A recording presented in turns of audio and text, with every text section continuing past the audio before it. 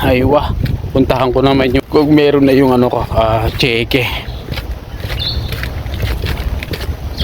At dahil nga po 8 araw ako nag-leave nun na sick leave, kaya eto ipapalo up ko kung may check-in ako dito sa pinaka government po nila. Kumbaga ang tawag po sa atin dito parang pinaka PhilHealth. Dahil nga po nag-sick leave po ako. Kaya eto na nga po, pupuntahan ko na kung na-release na nga po. Dahil may almost 1 month na nga po itong nakaraan. Kaya itatanong ko nga po kung na-release na paulit-ulit. Bali katabi lang pala ito ng Marias Bay na malaki rin po na hotel po dito sa BBI o sa town po. Na-vlog ko na rin po yun. Kaya pagdating ko nga po dito, inilabas ko na po agad yung aking ID para maipakita ko po dito sa pinaka-teller. At itatanong ko nga po kung meron na or na-release na yung check ko sa aking sick leave nga po. Di wow.